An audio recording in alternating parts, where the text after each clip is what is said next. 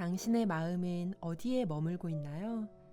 바쁜 일상 속 잠시 멈춰 숨을 고를 수 있는 곳. 여기는 꿈꾸는 서점입니다. 책 속의 문장이 조용히 당신을 감싸고 생각의 결이 부드럽게 펼쳐집니다. 이제 잠시 눈을 감고 마음의 책장을 넘겨보세요. 당신의 평온한 밤을 위해 오늘 들려드릴 책은 마음밭에 서서 챕터 3 시애틀 추장의 위대한 연설 일부입니다.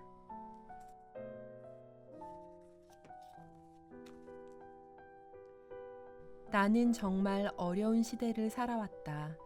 내가 어렸을 때의 소원은 배부르게 먹는 것이었다. 보통 7월 초에 보리를 추수하고 11월에 벼를 추수했는데 가을에 걷어들인 벼로 보리를 추수하는 7월까지 8개월을 먹고 살아야 했다.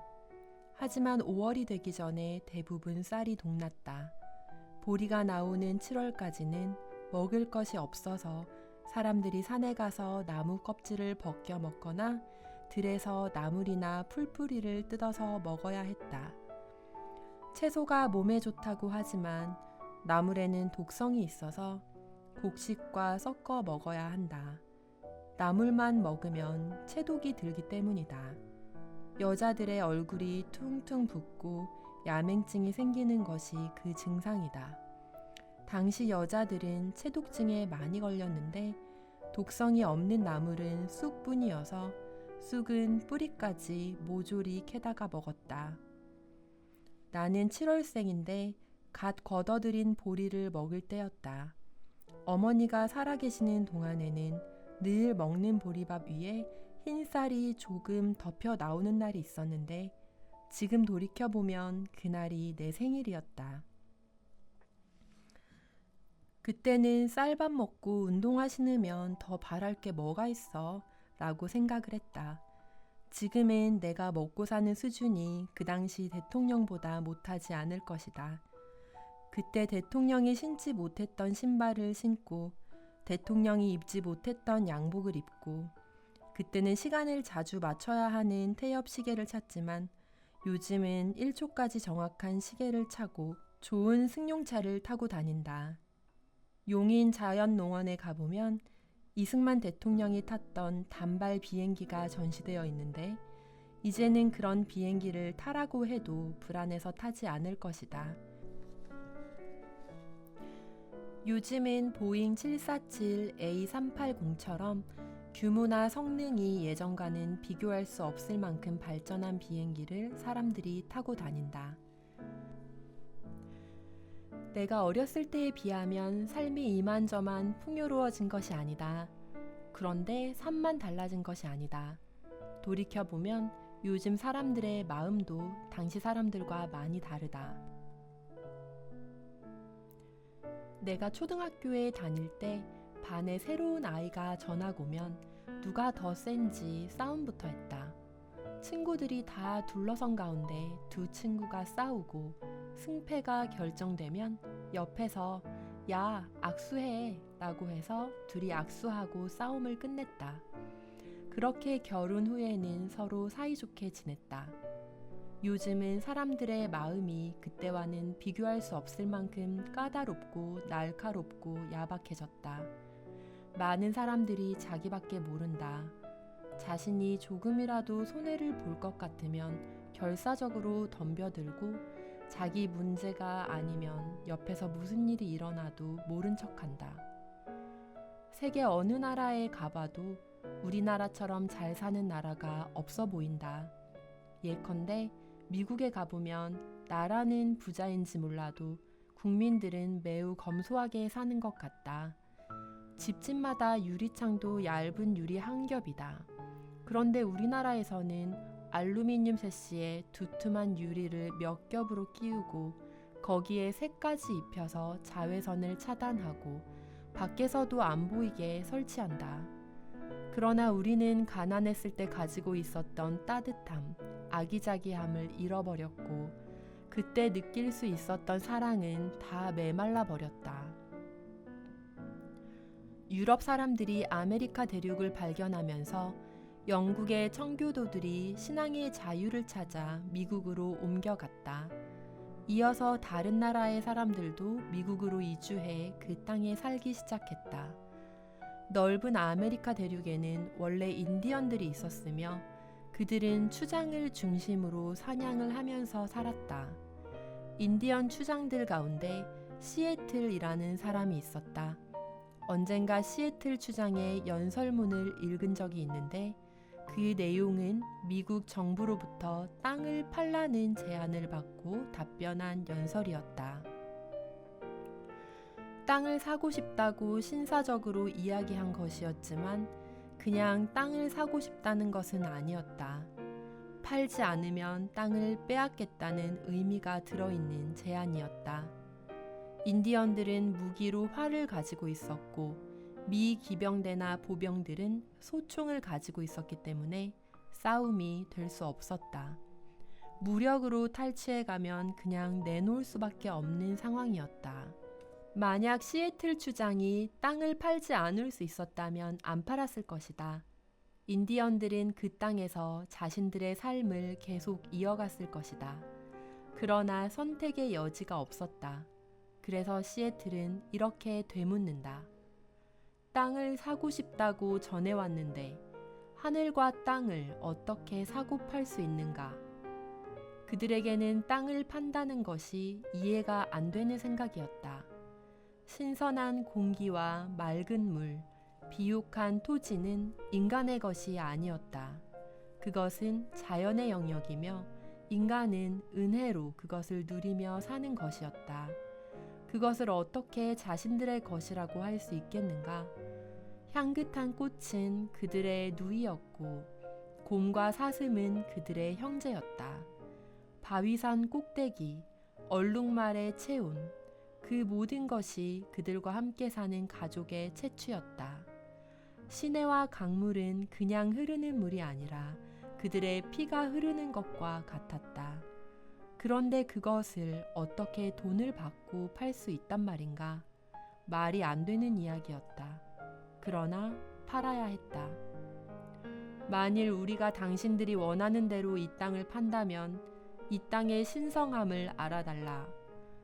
시애틀 추장은 백인들이 자기의 형제에게 따뜻하게 대하듯이 인디언의 형제인 강물에게도 친절하게 대해주길 바랬다. 비록 땅을 판다 해도 삶의 바탕이 되는 맑은 공기의 소중함을 알아주기를 바랬다. 할아버지의 숨결처럼 아이들에게 영감을 불어넣는 바람의 소중함도 알아주길 바랬다. 초원에서 꽃향기를 가득 실은 바람을 만날 수 있도록 그 땅을 유지해 주기를 바랬다. 그는 모든 이들에게 말하고 싶었다. 땅은 자신들의 어머니이며 그 땅을 터전 삼아서 모든 일이 일어난다는 사실을. 땅은 인간의 소유가 아니라 인간이 땅에 속해 있다는 사실을. 그래서 땅을 팔라는 백인들에게 부탁하고 싶었다. 팔 수 있는 땅이 아니지만 당신들 말대로 파니 인디언들이 이 땅을 사랑하고 아끼고 고마움을 가지고 살아왔던 것처럼 이 땅을 보존하고 사랑해 달라고. 이처럼 자신들이 살았던 땅을 사랑하는 마음, 그 땅을 빼앗기는 안타까운 마음을 시애틀 추장이 연설에 담아 표현했는데 그 당시 미국 정부 관리들도 그의 연설에 감동을 받았다고 한다. 그래서 그의 뜻을 기리기 위해 밴쿠버 아래에 있는 도시를 그의 이름을 따서 시애틀로 지었다. 예전에 인디언들은 주로 사냥을 했기 때문에 생존을 위해 치열하게 살아야 했다. 사냥한다는 것이 말처럼 단순하지 않고 짐승이 얼마든지 있는 것도 아니기에 사냥감을 찾기가 쉽지 않았다. 그래서 그들은 추장의 인도를 따라 움직이면서 사냥에 관한 엄격한 규율을 가지고 있었다. 짐승 중에 어린 새끼나 새끼를 베고 있는 어미는 절대로 잡지 않았다.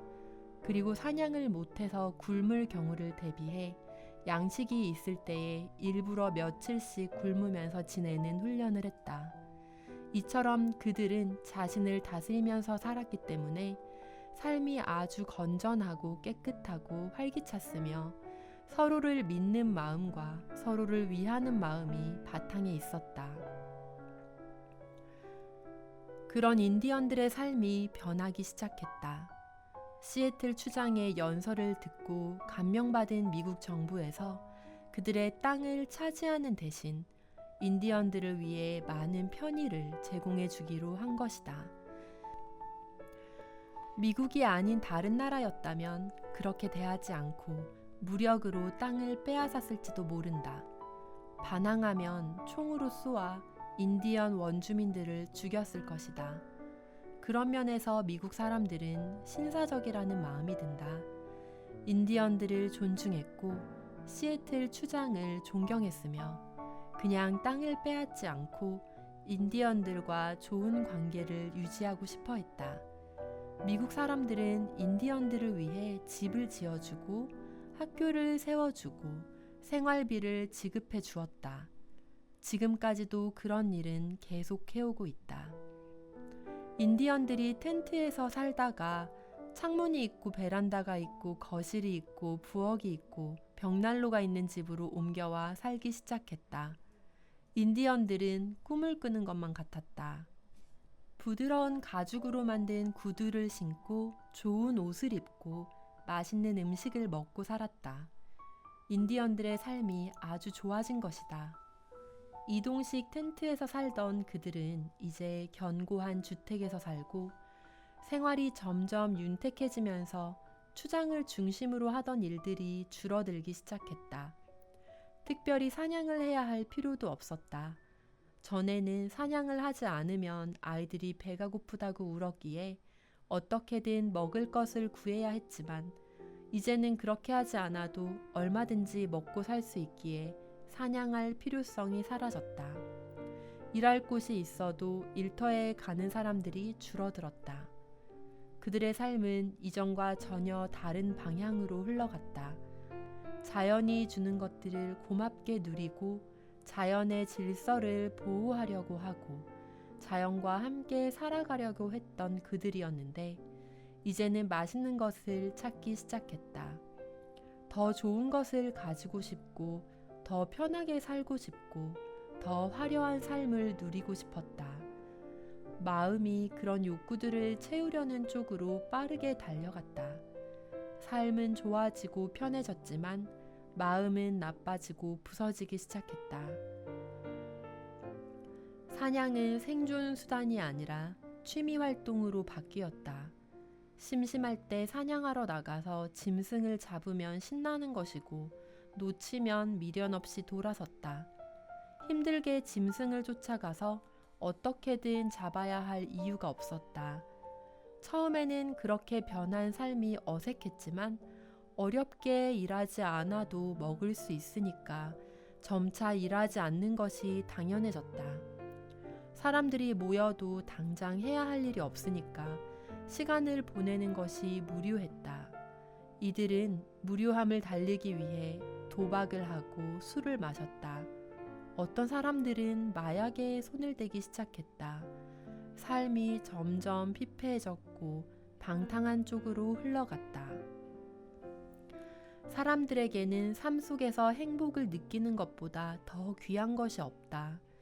교사들이 가장 행복할 때는 학교에서 자신이 가르치는 학생들의 눈이 반짝반짝 빛날 때이고 자신에게 배운 학생들이 어려워하는 공부를 잘하게 될 때이다. 농부는 메마른 땅에 물을 끌어들이고 정성껏 키운 과목에 열매가 탐스럽게 달릴 때 행복을 느낀다. 가족과 함께 추수한 곡식으로 음식을 만들어 먹을 때 농부는 큰 기쁨을 맛본다.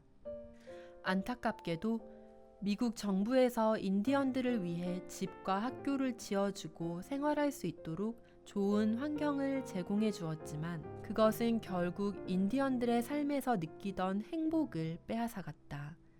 인디언들은 생사를 걸고 사냥한 짐승을 함께 나누어 먹을 때의 기쁨과 즐거움을 잃어버렸다. 맑은 공기와 시원한 물에 대한 감사도 함께 사냥하던 친구들을 소중히 여기는 마음도 잃었다. 부족을 지혜롭고 용맹하게 이끄는 추장에 대한 존경심을 잃었고 절제하는 마음도 잃었다. 모든 것을 소중하게 여기며 사랑하는 마음도 잃어버렸다. 미국 정부에서 고의로 그런 것은 아니지만 인디언에게서 이 모든 소소한 행복을 빼앗아가 버린 것이다. 이제 인디언들은 아름다운 것들을 잃어버리고 육체적 욕구를 채우기 위해 달려가는 사람들이 되었다. 그들은 욕망을 위해 할 수 있는 모든 것들을 찾았다. 심심풀이로 시작한 카드놀이가 도박으로 발전했다.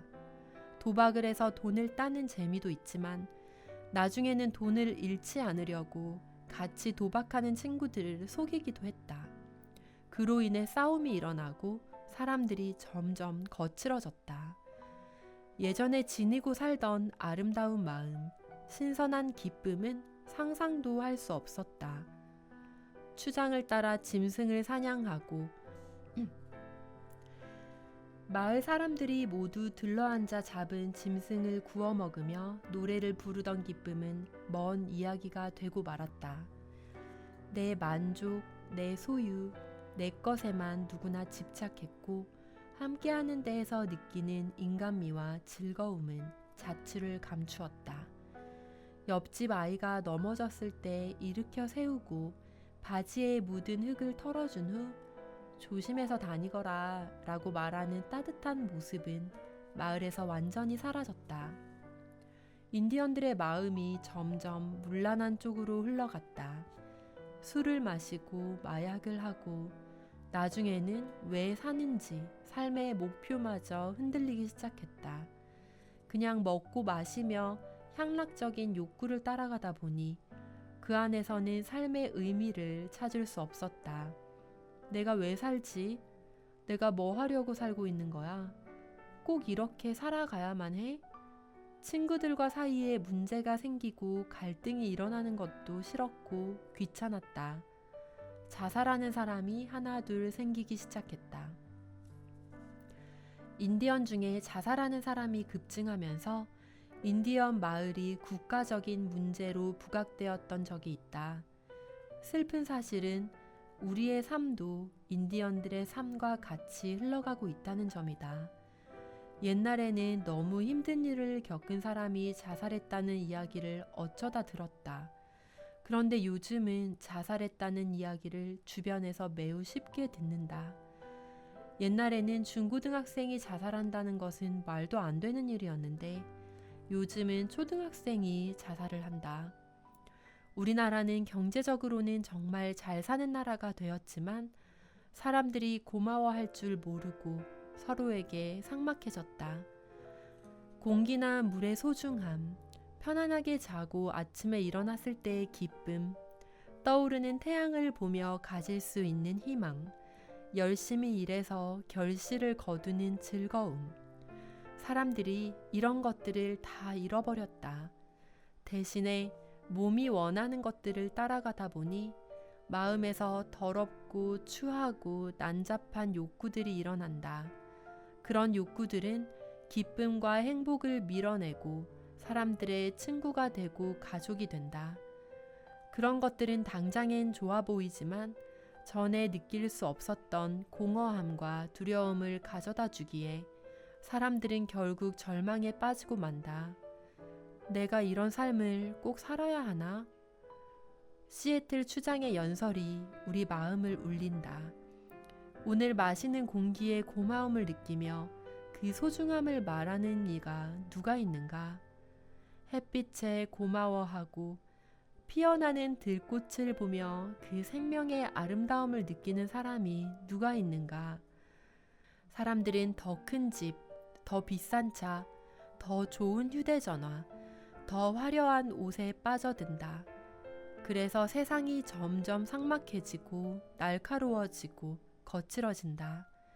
그 속에서 좌절하는 사람들도 하나 둘 늘어나 우리의 삶은 풍요 속에서 더 고통스러워지고 있다.